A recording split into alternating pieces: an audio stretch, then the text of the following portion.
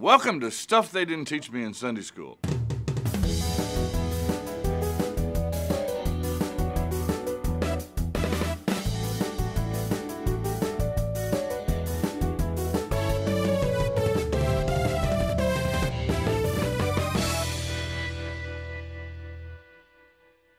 Those of you who grew up with Luther's Small Catechism as a part of your life, and that certainly is not all of you, and maybe isn't even most of you, but it is some of you, will remember one phrase out of that catechism. What does this mean?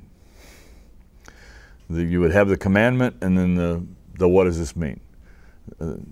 And the what does this mean came up again and again. We're going to look at the what does this mean in terms of a couple of Bible stories today. The first story is in Mark chapter 8, and it's another feeding. Similar situation. People are hungry. They're far away from the nearest McDonald's or whatever passed for a McDonald's in Galilee, and they don't know how to feed them. Jesus miraculously feeds, this time 4,000 people. What I want to focus on is, what does this mean? The Old Testament talked about a day coming when Messiah would be in his kingdom, and there would be this huge messianic banquet. I think these feedings in Mark's gospel are the fulfillment of that messianic banquet. I think people expected a different kind of fulfillment, a long banquet table and a big party in a party room. Instead, they get a feeding outside on a hillside, but a miraculous feeding where God sets the table for his people.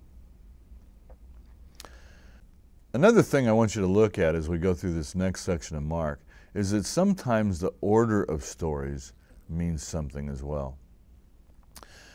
I'm going to kind of spoil it by telling you where this is all going. I'm going to give you the outline.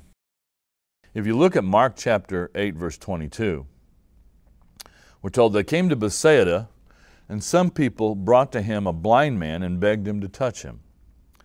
And he took the blind man by the hand, led him out of the village, and when he had spit on his eyes and laid his hands on him, he asked, "Do you see anything?" He looked up and said, "I see men, but they're like trees walking." Then again he laid his hands upon his eyes. He looked intently and was restored and saw everything clearly. And he sent him away to his home, saying, "Do not even enter the village." The healing of a blind man, and a healing of a blind man in stages. The blind man sees a little bit, but not well, and Jesus heals in another stage. I don't think the problem is that Jesus didn't do it right the first time. I think there's a message here. I think this healing of this blind man is going to form the opening parentheses around a series of key events and stories. And the key events that are going to happen are 3 times when Jesus will predict his suffering and death and resurrection. 3 times the disciples won't get it, and 3 times Jesus will have to clarify for them what service is all about so they can understand that this cross is going to be an act of service on Jesus' part. After the 3 times, after the 3 passion predictions, Jesus will heal another blind man. Close parentheses. So I think the location of those healings of the blind man encloses these 3 passion predictions, and it's a way of Mark or Jesus saying, can you see? Do you need to have your eyes open? Do you get it? Let's look at the passion predictions. The first one is one you're very familiar with. It starts in Mark chapter 8, verse 27. Jesus went on with his disciples to the villages of Caesarea Philippi, way up north. It's as far away as he would ever get from Jerusalem. And on the way, he asked his disciples, "Who do men say that I am?" What's the scuttlebutt out there? What are people saying along those dusty roads of Galilee? Because that's the only place he's been. He's not been to Jerusalem. He's been around in Galilee. What's the word in Galilee? What conclusions are they coming to? And they told him, John the Baptist, others say Elijah. They expected Elijah to come back before Messiah. And others one of the prophets. And he said to them, "Who do you say I am?" Now you're not going to have any trouble figuring out who answers this. Anytime anybody says to you, who answers in the New Testament, you just say Peter. Because you're going to be right like 98% of the time. And Peter's the one that answers. And I kind of always see Peter puffed up a little bit, looking around at the other guys around him. And Peter says, "You are the Christ. You're the Messiah." In one of the other gospel accounts, it's a little longer than that. Thou art the Christ, the Son of the living God. And I got to believe that Peter is a little bit proud of himself. I get it. I got it. I figured it out. And he charged them to tell no one about him.